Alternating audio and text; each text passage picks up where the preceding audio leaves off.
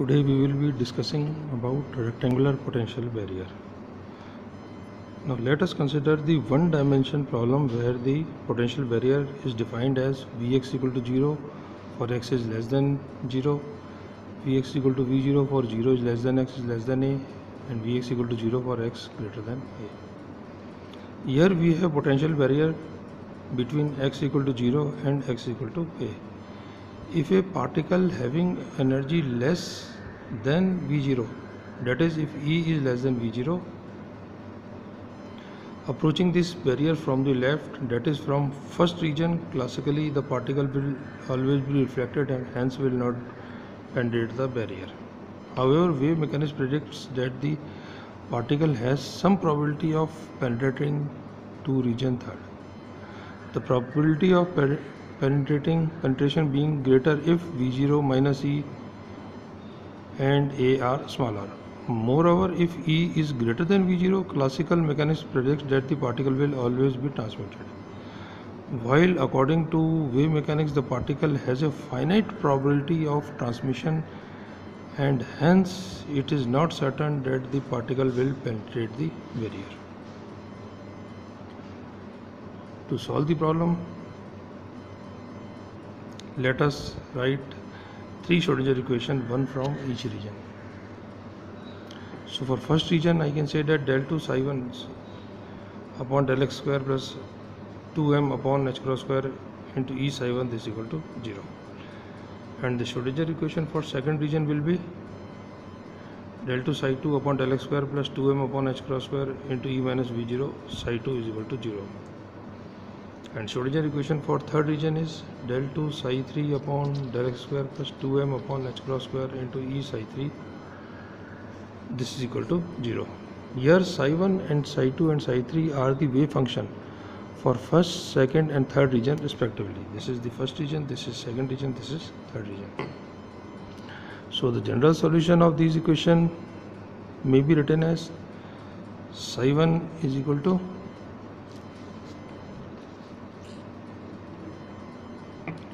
psi 1 is equal to a1 e raised to power iota p1 x upon h cross plus b1 e raised to power minus iota p1 x upon h cross. Psi 2 is equal to a2 e raised to power iota p2 x upon h cross plus b2 e raised to power minus iota p2 x upon h cross.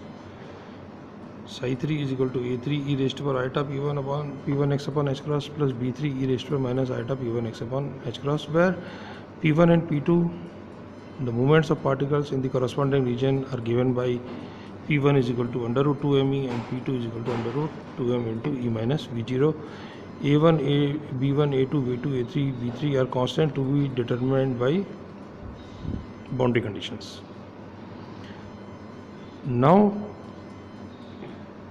in this equation, psi 1 is equal to A1 e raised to power iota P1 x upon h cross plus B1 into e raised to minus iota P1 x upon h cross. The first term represents the wave traveling along positive x-axis in the first region, that is it is the incident wave, and second term represents the wave traveling along negative x-axis, that is wave reflected at x equal to 0. In this equation,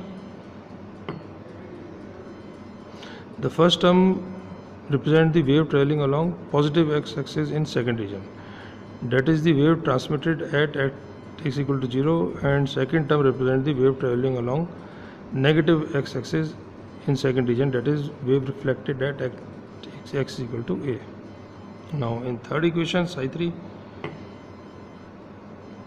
the first term represents the wave traveling along positive x-axis in third region, that is the wave transmitted at x equal to a, and the second term represents the wave traveling along negative x-axis in third region.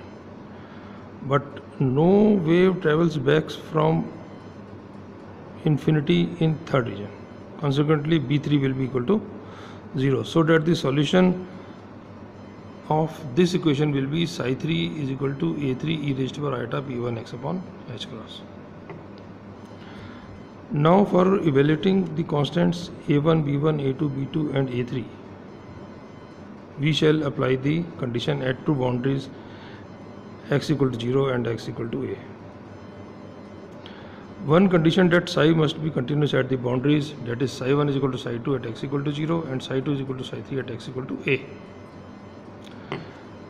The other condition is that del psi upon del x must be continuous at these boundaries, that is del psi 1 upon del x is equal to del psi 2 upon del x at x equal to a, and del psi 2 upon del x is equal to del psi 3 upon del x at x equal to a. Now applying these boundary conditions, we get a1 plus b1 is equal to a2 plus b2. Let this be equation number 1. And a2 e raised to power iota p2a upon h cross plus b2 e raised to power minus iota p2a upon h cross is equal to a3 e raised to power iota p1a upon h cross.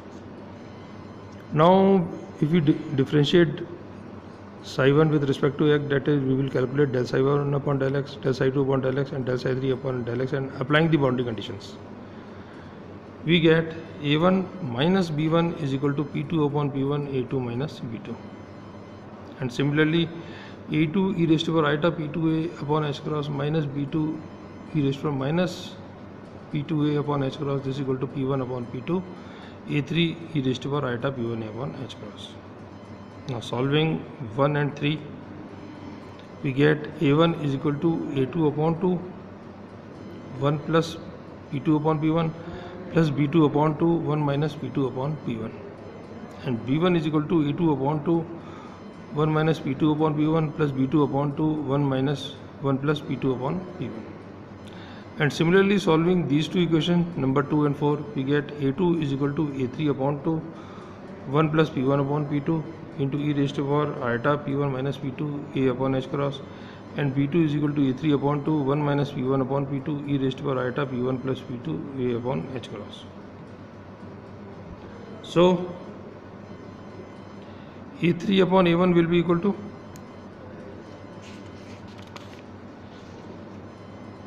now putting these values of a2 and b2 in this equation, we will get value of a3 upon a1.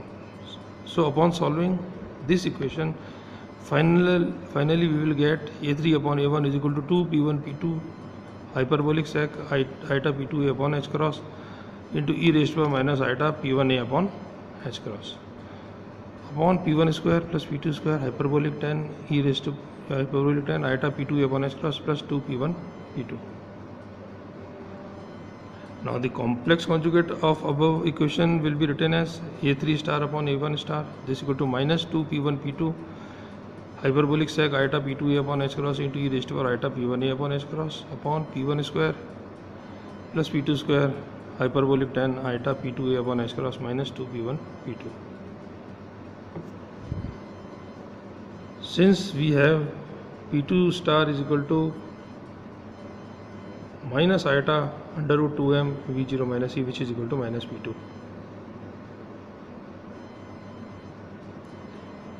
and p2 star square is equal to p2 square. So transmittance or the transmission coefficient will be given by capital T is equal to magnitude of transmitted current upon magnitude of incident current. We can write it as a3 upon a1 a3 star upon a1 into p1 upon m into p1 upon m. So we will get a3 star upon a1 square. Putting these values in this equation, we will get the transmission coefficient as minus 4 p1 square p2 square hyperbolic sec iota p2a upon h cross p1 square plus p2 square whole square hyperbolic tan square iota p2a upon h cross minus 4 p1 square p2 square. Similarly, the reflectance of the barrier or the reflection coefficient will be given by magnitude of reflected current upon magnitude of incident current, which will be equal to b1 star upon a1 star.